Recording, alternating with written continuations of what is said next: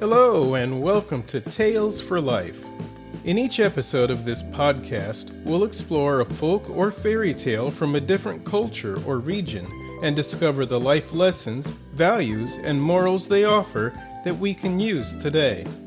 Join me on the journey through the magical and meaningful world of folk and fairy tales. Welcome, friends, to another episode of Tales for Life, the podcast that journeys through life, one tale at a time. I'm grateful you chose to spend a bit of your day with me for an episode I've titled, Where Purpose Serves, Life Expands. It's good to have you here.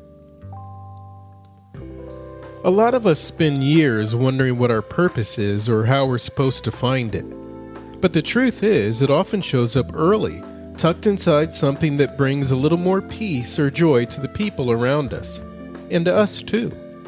Even if we don't chase it right away, it stays with us.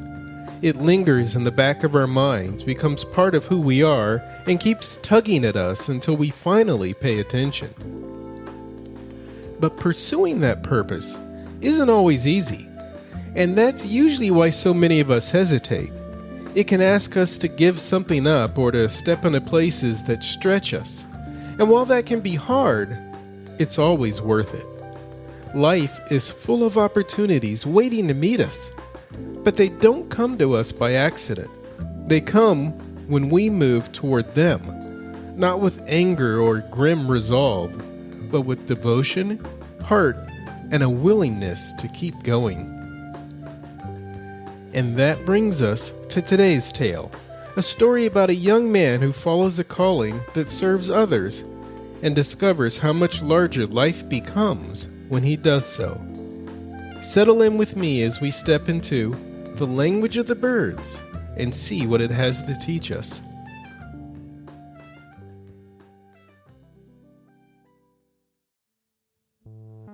Somewhere in a town in Russia, there lived a rich merchant with his wife. He had an only son, a dear, bright, and brave boy called Ivan. One lovely day, Ivan sat at the dinner table with his parents. Near the window in the same room hung a cage, and the nightingale, a sweet-voiced gray bird, was imprisoned within. The sweet nightingale began to sing its wonderful song with trills and high silvery tones.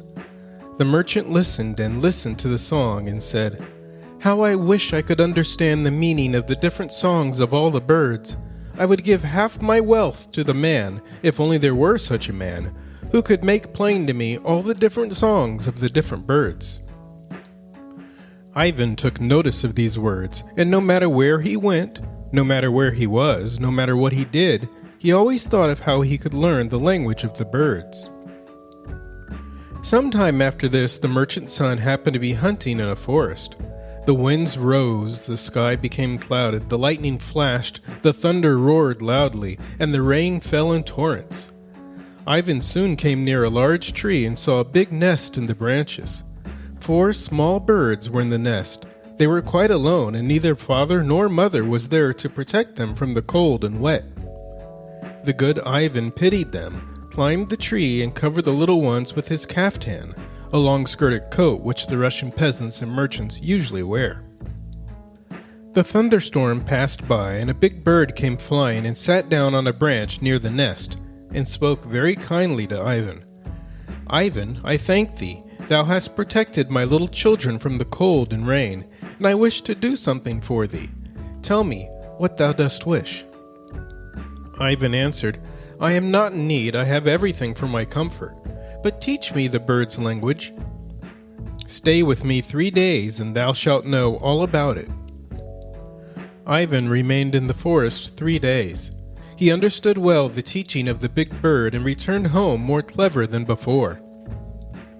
One beautiful day soon after this, Ivan sat with his parents when the nightingale was singing in his cage. His song was so sad, however, so very sad, that the merchant and his wife also became sad, and their son, their good Ivan, who listened very attentively, was even more affected, and the tears came running down his cheeks. "What is the matter?" asked his parents. "What art thou weeping about, dear son?" "Dear parents," answered the son, "it is because I understand the meaning of the nightingale's song, and because this meaning is so sad for all of us." "What then is the meaning? Tell us the whole truth. Do not hide it from us," said the father and mother. "Oh, how sad it sounds," replied the son. "How much better would it be never to have been born." "Do not frighten us," said the parents, alarmed. "If thou dost really understand the meaning of the song, tell us at once." "Do you not hear for yourselves? The nightingale says, 'The time will come when Ivan, the merchant's son, shall become Ivan, the king's son, and his own father shall serve him as a simple servant.'" The merchant and his wife felt troubled and began to distrust their son, their good Ivan. So one night they gave him a drowsy drink, and when he had fallen asleep, they took him to a boat on the wide sea, spread the white sails, and pushed the boat from the shore.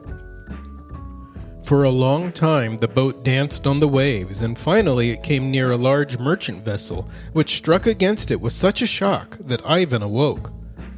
The crew on the large vessel saw Ivan and pitied him, so they decided to take him along with them and did so. High, very high above in the sky they perceived cranes. Ivan said to the sailors, "Be careful, I hear the birds predicting a storm. Let us enter a harbor or we shall suffer great danger and damage. All the sails will be torn and all the mast will be broken." But no one paid any attention, and they went farther on. In a short time the storm arose, the wind tore the vessel almost to pieces, and they had a very hard time to repair all the damage. When they were through with their work, they heard many wild swans flying above them and talking very loud among themselves. "What are they talking about?" inquired the men, this time with interest. "Be careful," advised Ivan. "I hear and distinctly understand them to say that the pirates, the terrible sea robbers, are near.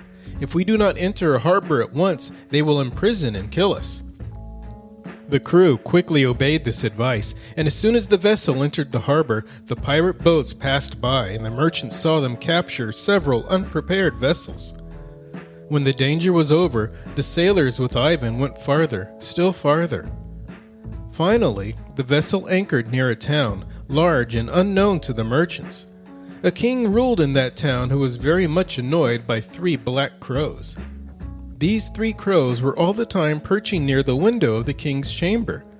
No one knew how to get rid of them, and no one could kill them. The king ordered notices to be placed at all crossings and on all prominent buildings, saying that whoever was able to relieve the king from the noisy birds would be rewarded by obtaining the youngest Korlevna, the king's daughter, for a wife. But the one who should have the daring to undertake but not succeed in delivering the palace from the crows would have his head cut off. Ivan carefully read the announcement, once, twice, and once more. Finally, he made the sign of the cross and went to the palace. He said to the servants, "Open the window and let me listen to the birds." The servants obeyed, and Ivan listened for a while. Then he said, "Show me to your sovereign king." When he reached the room where the king sat on a high, rich chair, he bowed and said, "There are 3 crows, a father crow, a mother crow, and a son crow.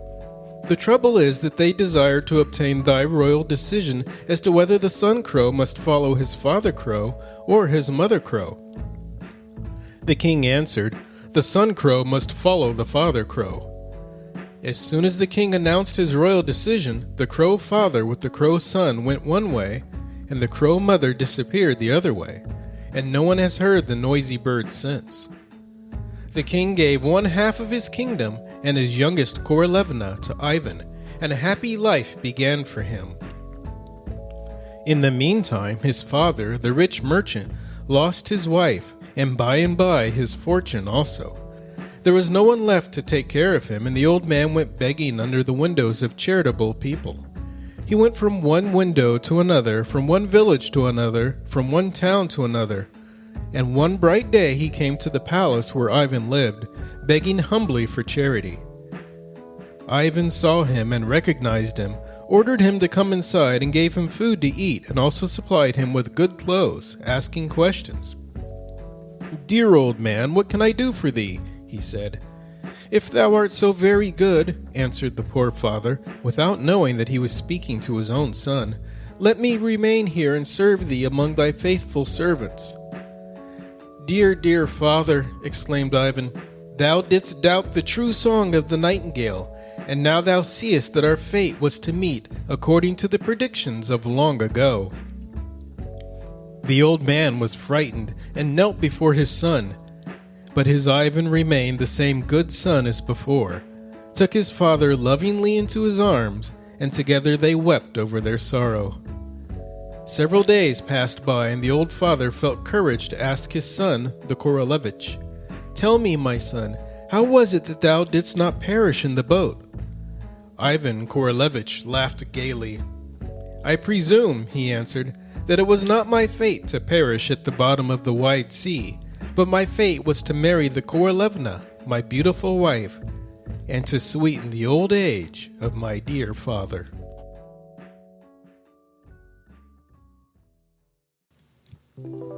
It's a classic Russian fairy tale, full of its ups and downs and that familiar riches to riches rhythm. But beneath all the twist, it carries a message that feels remarkably real. So let's take a moment to look at a couple of the points worth holding on to. When we talked earlier about purpose, how it often shows up early and stays with us, Ivan is a perfect example. His purpose takes him places he never imagined. The moment he hears the language of the birds, he hears news that turns his world upside down. It gets him into trouble, and it costs him the comfort of home. But that loss becomes the doorway to everything that follows. And that's how it often works for us too. Our purpose may make us uncomfortable where we are, or even unwelcome, but that's usually a sign we're meant to move. We can't grow into what we're called to be if we stay in places that don't make room for that calling. But purpose alone isn't enough. No matter what we pursue or where it leads, we have to carry kindness with us. Ivan's kindness is woven through every part of his journey. From the baby birds he protects, to the sorrow he feels for his parents, to the sailors he helps, and even the king he serves. A purpose that harms others, or a purpose chased without regard for others, isn't a good one, and it rarely lasts. Ivan's purpose begins with kindness for his father, and it ends in the same spirit. Kindness never leaves him, and it never fails to return something good. And finally, as we talked about back in episode 19, The Echo You Leave, nothing we do happens in isolation. Every action sends ripples outward. Ivan may have started out thinking only of his father, but his purpose ends up touching every life he encounters. His world expands in remarkable ways, and everyone around him is carried forward by that expansion. So as you head into your week, may you lean toward the purpose that keeps tugging at you, and may you carry kindness with you as you go. Thank you for spending this time with me, and I look forward to sharing more stories and the wisdom tucked inside them with you on the next episode of Tales for Life.